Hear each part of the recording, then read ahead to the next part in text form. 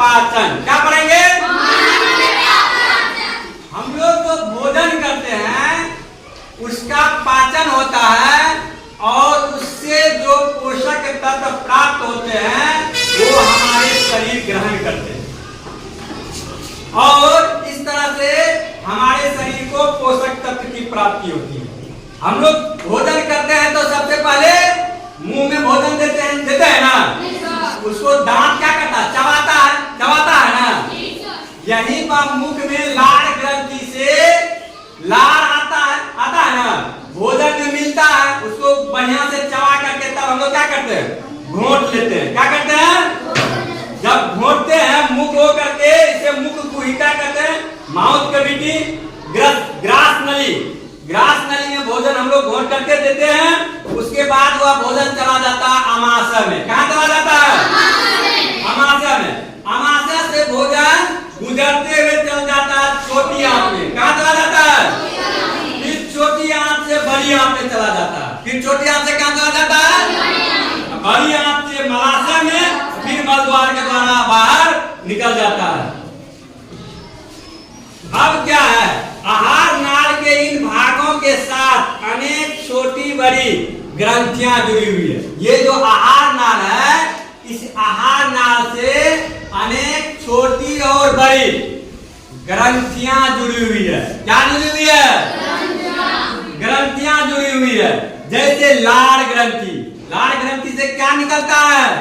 लार निकलता है। क्या निकलता है? लार निकलता है। यकृत, अमाशय आदि जो पाचक रसों का स्राव करती है, ये पाचक रस भोजन के जटिल अवयवों को सरल अवयव में बदलने में सहयोग करती है। लार ग्रंथि के अलावा क्या होता है? यकृत होता है और अग्नाशय होता है। यकृत और इन ग्रंथियों से पाचक रस निकलता है। क्या निकलता है? ये भोजन के जटिल तत्व को तोड़ करके उसे सरल तत्व में परिवर्तित कर देता है। उसे किसमें परिवर्तित कर देता है? सरल तत्व में कर देता है, बदल देता है। आहार नाल और उससे संबद्ध ग्रंथियां मिल करके पाचन तंत्र का निर्माण करता है। आहार नाल और उससे संबद्ध ग्रंथियां मिल करके पाचन तंत्र का निर्माण करता है। किसका निर्माण करता है? किसका निर्माण करता है? हम जो भोजन करते हैं आहार नाल के विभिन्न भागों से होकर के गुजरता है। अब हम जाने कि आहार नाल में विभिन्न भागों में भोजन का क्या क्या होता है। मुख एवं मुख गुहिका। हम भोजन मुख द्वारा ग्रहण करते हैं। हमारे मुख गुहिका के अंदर दांत और जीभ होता है। हमारे मुख गुहिका के अंदर, माउथ कैविटी के अंदर क्या होता है? जीभ और दांत होता है। क्या होता है? जोर से बोलेंगे, क्या होता है? साथ ही लार ग्रंथियां भी होती है जिससे लार निकलती है। साथ में क्या होती है? लार ग्रंथियां। उससे क्या निकलता है? लार निकलता है। दांत भोजन को चबाने और छोटे छोटे टुकड़े में करने में हमारी मदद करती है। दांत जबड़ों में स्थित मसूड़े में अलग अलग खांचों में धसे हुए होते हैं। हमारे दांत के आकार और कार्य में विविधता होती है। हमारे दांत के आकार और कार्य में क्या होती है? विविधता होती है। अभी आपके मुंह में कितने दांत होते हैं? लोगों के, मनुष्य के मुंह में कितने दांत होते हैं? 32 दांत होते हैं। कितने दांत होते हैं? 32 दांत होते हैं। आपको याद होगा कि जब आप पहली या दूसरी कक्षा में थे तो आपके कुछ दांत गिरने लगे होंगे। बच्चे में, बचपन में क्या होता है? जो दांत आता है 6-7 वर्ष के बाद वह क्या होता है? गिरने लगता है, टूटने लगता है। क्या होता है? टूटने लगता है। और उसके जगह पर क्या होता है? नया दांत आ जाता है। उसके जगह क्या होता है? नया दांत आ जाता है। हमारे जीवन काल में दांतों के 2 सेट विकसित होते हैं।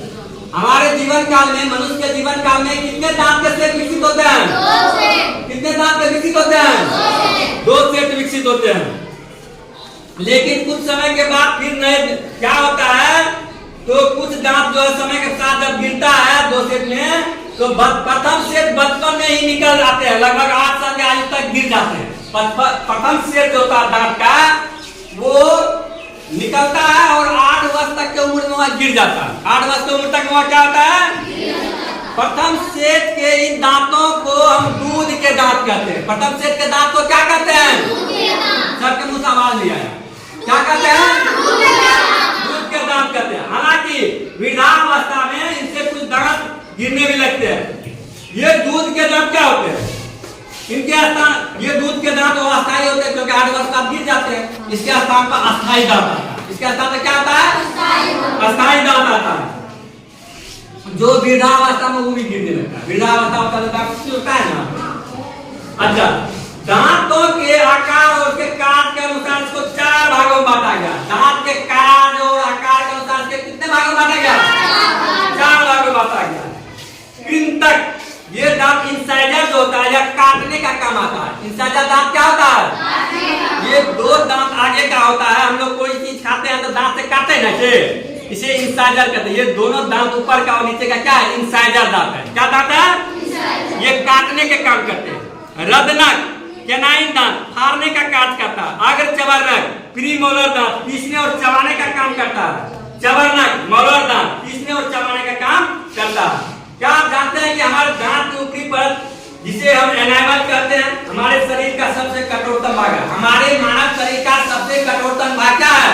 एनामल है। ये दांत का जो परत है, ये दांत का जो परत है, इसको क्या कहते हैं?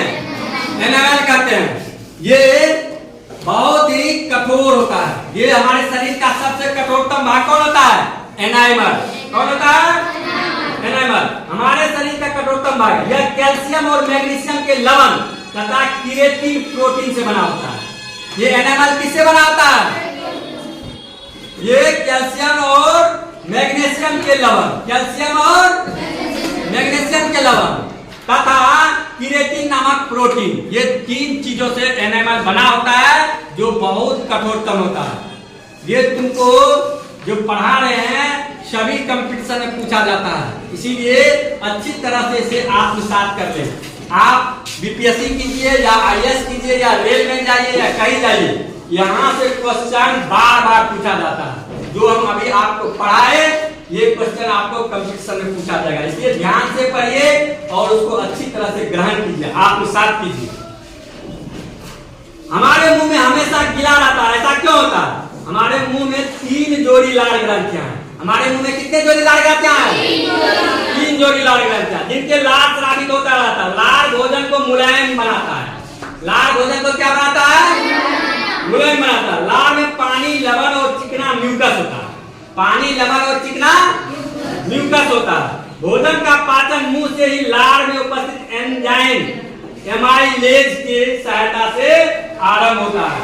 भोजन का पाचन मुंह से ही शुरू हो जाता है, क्योंकि लार में एमाइलेज नामक लवण होता है, जो क्या करता है?